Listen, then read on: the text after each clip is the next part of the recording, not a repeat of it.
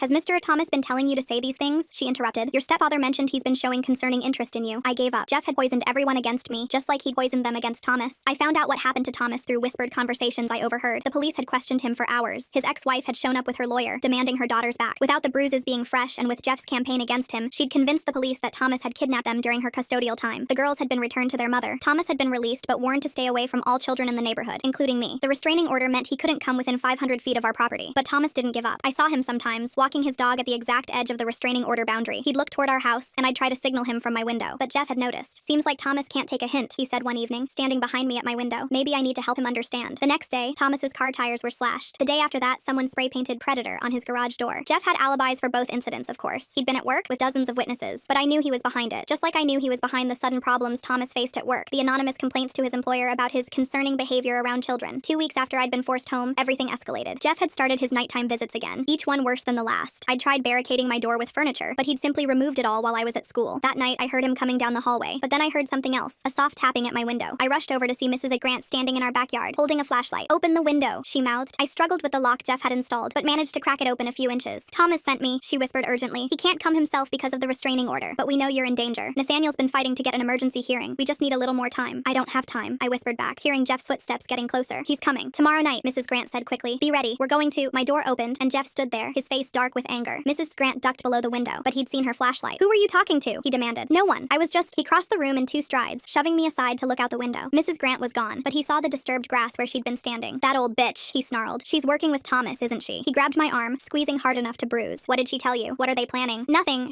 He shook me hard. "Don't lie to me. I know they're planning something, but it won't work. I'm too smart for them." He stormed out, and I heard him on the phone with Mom. Within minutes, they were both in the living room, strategizing. I pressed my ear to my door, trying to hear. "We need to discredit her too," Jeff was saying. "Make it look like she's part of Thomas's delusions." "I'll call the police tomorrow," Mom agreed. "Tell them she's been harassing us, helping Thomas stalk our daughter." "No, better idea." I could hear Jeff smile. "We'll make it look like she's been helping Thomas with something worse. Plant some evidence, let the police draw their own conclusions." My blood ran cold. They were going to frame Mrs. Grant, just like they'd turned everyone against Thomas. I had to warn her. But how? I was locked in. No phone, no computer. The window was my only option, but Jeff would be watching now. I waited until the house was quiet, then tried the window again. It was locked tight. Jeff must have secured it from the outside while I was in the bathroom. I was completely trapped. The next day at school, I tried to find someone, anyone, who would listen, but Jeff's poison had spread too far. Teachers redirected me to the counselor. The counselor talked about my fixation on these stories. Even my friends avoided me now, their parents having warned them about my lies. During lunch, I saw a police car in the school parking lot. My heart leapt. Maybe they were here to investigate Jeff. But then I saw him walking out of the principal's office with 2 officers, shaking their hands, looking concerned and fatherly. He saw me watching and winked. That afternoon, I was called to the principal's office. The same 2 officers were there, along with the principal, the counselor, and Mom. "Honey," Mom said, her voice syrupy sweet, "these officers need to ask you some questions about Mrs. Grant." The female officer leaned forward. "We've received some concerning information about Mrs. Grant's relationship with Mr. Thomas, and we understand she's been trying to contact you." I knew this was a trap, but I didn't know how to avoid it. "She's just worried about me." "Worried? Or involved in something inappropriate?" the male officer asked. "Your stepfather found some disturbing photos on Thomas's computer. Photos of children, including you." "That's not true," I protested. "Jeff is lying. He's making all of this up because—" "Because what?" Jeff interrupted, his voice gentle but his eyes hard. "Because I care about your safety? Because I'm trying to protect you from predators?" "You're the predator," I screamed, jumping to my feet. "You're the one who hurts me. You're the one who—" Mom grabbed me, pulling me back down. "See? This is what Thomas has done to her. Filled her head with these terrible ideas. Now Mrs. Grant is involved too, helping him manipulate our daughter." The officers exchanged glances. I could see they believed every word. "We'll need to question Mrs. Grant," the female officer said, "and we'll need you to stay away from her," she added to me, "for your own safety." I felt the walls closing in. Jeff had systematically eliminated everyone who could help me. Thomas was neutralized by the restraining order. His daughters were back with their abusive mother. Mrs. Grant would soon be under investigation. Nathaniel was fighting the system, but the system was rigged in Jeff's favor. That night, Jeff came to my room with a smile. "You see how this works?" he said, sitting on my bed. "I own this town. I own the police. I own your school. And I own you." He reached for me and I scrambled away, but there was nowhere to go. "Thomas can't save you. That old lady can't save you. No one can save you. So you might as well stop fighting." I kicked at him, screaming, hoping Mom would hear and finally do something, but she never came. Jeff left eventually, leaving me sobbing on the floor. I crawled to my window, desperate for air, for escape, for anything. That's when I saw it, a small piece of paper tucked into the window frame from outside. I managed to work it free with my fingernail. It was from Thomas, his handwriting cramped and urgent. "Tomorrow, 3 p.m. Be ready. T." I didn't know what he was planning, but it was my only hope. I tucked the note under my mattress and tried to sleep, counting down the hours until 3 p.m. The next day dragged by. Jeff watched me more closely than ever, as if he sensed something was coming. He'd taken the day off work to keep an eye on things, he said. At 2:45, I heard sirens in the distance. Jeff went to the window, frowning. The sirens got closer, and I saw smoke rising from somewhere in the neighborhood. "Fire at the Johnsons," Mom said, looking out another window. "Looks bad." Jeff cursed. The Johnsons were 3 houses down, close enough that the fire department would want to evacuate surrounding homes as a precaution. Sure enough, a firefighter knocked on our door minutes later. "Ma'am, we need everyone to evacuate while we get this under control." "Of course," Mom said, grabbing her purse. "Honey, get your shoes." Jeff looked suspicious, but couldn't argue with the fire department. As we filed out of the house, I scanned found the crowd of neighbors gathering on the street. There, Thomas, standing at the very edge of the restraining order boundary, his eyes locked on mine. In the chaos of the evacuation, with firefighters rushing around and neighbors milling about, Jeff's attention was divided. He was trying to watch me while also maintaining his concerned citizen act. I started edging away from my parents, moving toward the cluster of kids from the neighborhood. Jeff noticed and started after me, but a firefighter stopped him to ask about gas lines in our house. This was my chance. I broke into a run, weaving through the crowd. I heard Jeff yelling behind me, Mom screaming my name, but I didn't stop. Thomas saw me coming and started moving too, staying just outside the restraining order boundary but heading for his car. I could hear Jeff crashing through the crowd behind me, shouting for someone to stop me. She's confused, he yelled. She's not safe. Someone stop her. But in the chaos of the fire evacuation, no one paid attention to one running child. I reached the boundary line just as Thomas reached his car. He couldn't cross to help me. That would violate the order and give Jeff everything he needed to have Thomas arrested. Run to Mrs. Grant's house, Thomas shouted. Nathaniel's there with papers. I veered left, sprinting toward Mrs. Grant's house 2 streets over. Behind me, Jeff had given up on getting help and was chasing me himself. He was faster, gaining ground. My lungs burned as I ran, my legs shaking from weeks of being locked in my room. I could hear Jeff's footsteps getting closer, his breathing heavy with rage. Mrs. Grant's house came into view. The front door was open, Nathaniel standing on the porch with another woman in a suit. Hurry, Nathaniel called. I pushed myself harder, but Jeff's hand brushed my back, grabbing for my shirt. I twisted away, stumbling but staying on my feet. Just a few more yards. Got you! Jeff's hand closed on my arm, yanking me backward. But we were in Mrs. Grant's yard now, and the woman in the suit stepped forward. Let her go, Mr. Morrison. I'm Judge Patricia Hawkins from Family Court. I've just signed an emergency protection order. Jeff's grip loosened in shock. What? You can't? I can, and I have, Judge Hawkins said calmly. Based on the evidence Ms. Nathaniel presented, including medical records, photographs, and sworn statements from multiple witnesses, I'm placing this child in emergency protective custody. This is kidnapping, Jeff sputtered. I'll have your job.